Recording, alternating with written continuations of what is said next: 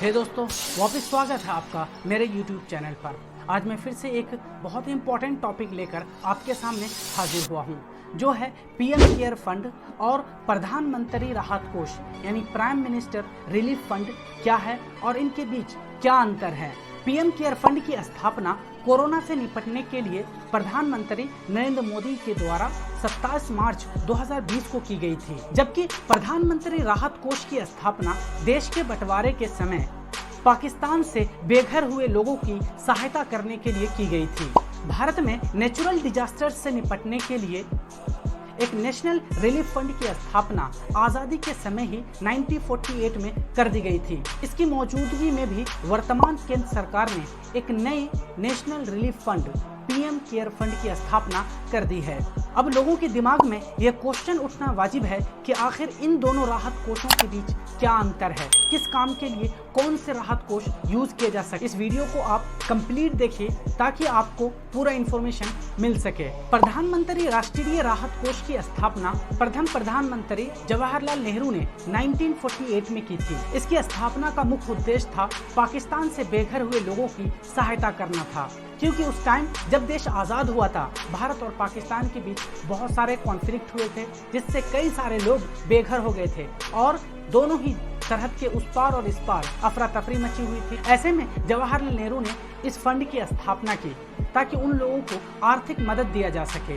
वर्तमान में इस फंड के तहत जुटाई गई पैसों का उपयोग भूकंप, चक्रवात, बाढ़, सुनामी और अदर नेचुरल डिजास्टर्स में मारे गए लोगों के परिवारों को और प्रमुख दुर्घटनाओं और दंगों के पीड़ितों को राहत देने के लिए किया जाता है इस पैसे का इस्तेमाल। इसके अलावा आर्थिक रूप से कमजोर लोगों की जो मेडिकल ट्रीटमेंट होती है, जैसे kidney transplant, heart surgery, acid attack और कैंसर ट्रीटमेंट जैसे बीमारियों में भी इसी फंड से आर्थिक मदद की जाती है। इस फंड की सबसे अच्छी विशेषता यह है कि इसका हर साल ऑडिट किया जाता है, जिससे देश के आम लोगों को भी ये पता चल पाता है कि इस फंड में कितना पैसा आया और कितना खर्च हुआ। ये फंड बिल्कुल ही ट्रांसपेरेंट है। इस फंड की सहायता से बहुत सारे ज़रूरतमंदों और दुर्घटना पीड़ितों को सहायता की गई है। चलिए अब मैं आपको पीएम केयर फंड के बारे में बताता हूँ। भारत में कोरोना महामारी जैसी किसी भी आपातकालीन स्थिति से निपटने के लिए एक डेडिकेटेड नेशनल फंड की आवश्यकता को समझते हुए और प्रभावितों को राहत प्रदान करने के लिए एक पब्लिक चैरिटेबल ट्रस्ट के रूप में 27 मार्च 2020 को इसकी स्थापना की गई। इस बीमारी से लड़ने के लिए पूरे देश ने सरकार का साथ दिया और बहुत सारे लोगों ने इस फंड में चंदा दिया। पीएम केयर का फुल फॉर्म है the prime ministers citizen assistance and relief in emergency situation fund. इसमें कोई भी व्यक्ति दान दे सकता है और इनकम टैक्स के नियम के अनुसार 100% टैक्स छूट प्राप्त कर सकता है। इस फंड का मुख्य उद्देश्य है कि देश में किसी भी प्रकार की प्राकृतिक या मानवीय आपदा आने पर लोगों को आर्थिक और तकनीकी सहायता के साथ बेसिक इंफ्रास्ट्रक्चर का विकास का काम भी किया जाएगा। क्योंकि कोविड-19 से लड़ाई में पूरा देश एकजुट हो गया था और सरकार ने इस लड़ाई के लिए वित्तीय साधन जुटाने के लिए पीएम केयर फंड की स्थापना भी कर दी और लोगों ने इस फंड में करोड़ों रुपए जमा किए। फंड में कितना पैसा इकट्ठा हुआ, उन पैसों का कहां इस्तेमाल हुआ, इसके बारे में वो जानना चाहते हैं। उसके बाद प्रधानमंत्री ऑफिस ने आरटीआई में ये बताने से इनकार कर दिया है कि पीएम केयर फंड में कितना पैसा आया है। indiaspend.com वेबसाइट के मुताबिक पीएम केयर फंड में लगभग 9,677 करोड़ रुपए सिर्फ 52 दिन में चंदा इकट्ठा हो गए थे। 13 मई 2020 को प्रधानमंत्री ऑफिस ने यह घोषणा की थी कि 3100 करोड़ रुपए कोरोना लड़ाई से निपटने के लिए आवंटित किया गया है, जो इस फंड से होने वाला पहला खर्च था।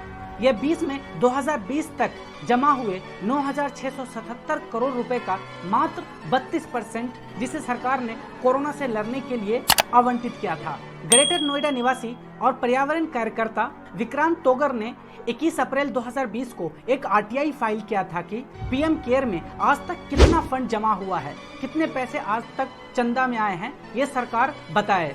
केंद्र सरकार पीएम केयर फंड को लेकर इतनी गोपनीयता बरत रही है कि उन्होंने आरटीआई में भी इसको बताने से इनकार कर दिया।